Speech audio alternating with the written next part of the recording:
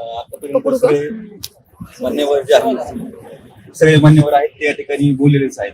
मी फक्त एवढंच सांगेल की अधिकारी की लढाई में निमंत्रण नाही भेजे जाते. म्हणजे बसून जे म्हणतात की आमचा आत्मा कुठे आहे किंवा कुठेतरी आम्ही तुमच्या सोबत आहोत, आमचा इकडून पाठिंबा आहे, तर त्या पाठिंबाला कुठल्याही प्रकारचा इथं अर्थ राहत नाही.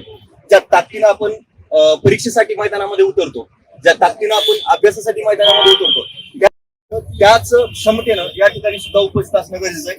कारण जेव्हा आपण तयारी करतोय त्या तयारीला कुठेतरी मूर्तरूप देत असताना प्रत्येक गोष्टीच्या प्रत्येक ठिकाणी आपण फील्डवरती या ठिकाणी असणं गरजेचं आहे. महात्मा फुले सारख्या एका व्यक्तिमत्वानं जी वंचित घटकासाठी लढाई सुरू केलेली होती ती कुठेतरी आता मागे पडता कामा नये.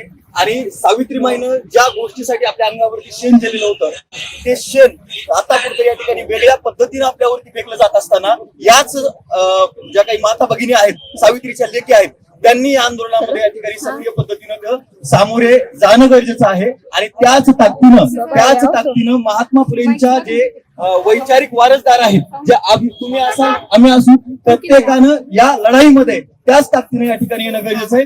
हेच संदेश आजच्या या आंदोलनाच्या माध्यमातून आपण प्रत्येकाने या ठिकाणी देणं गरजेचं आहे. आणि पुन्हा एकदा सांगेल की अधिकार की लढाई में कभी निमंत्रण नाही भेजे जाते. म्हणजे जे घरी बसलेले आहेत, जे फक्त कमेंट करतायत, त्यांनी कमेंट न करता या ठिकाणी तो उपस्थित राहणं गरजेचं आहे. त्या संख्येनं उपस्थित राहणं गरजेचं आहे ज्या संख्येनं तुम्ही परीक्षा दिलेल्या होत्या. प्रत्येकाने या ठिकाणी येणं गरजेचं आहे. या लढाईमध्ये प्रत्येक जण तुम्हाला या ठिकाणी जरी सांगत असतं की आम्ही तुमच्या सोबत आहोत, तुमच्या सोबत नाही, तुमच्या समवेत, तुमच्या मध्ये आम्ही या ठिकाणी कायम असू. फक्त एवढी या ठिकाणी ताकद लक्षात ठेवा. पण प्रत्येक अभियोग्यता धारकाची ही सुद्धा या ठिकाणी कर्तव्य आहे की तुम्ही इथं प्रत्येक आंदोलनामध्ये इथं उपस्थित असणं गरजेचं आहे. फक्त आत्मा असून, जसं वराडे सर म्हटले की आत्मा असून चालत नाही, कारण ज्वारीच्या वेळी आत्मा जाऊन चालणार नाहीये, परीक्षेला आत्मा जाऊन चालणार नाहीये.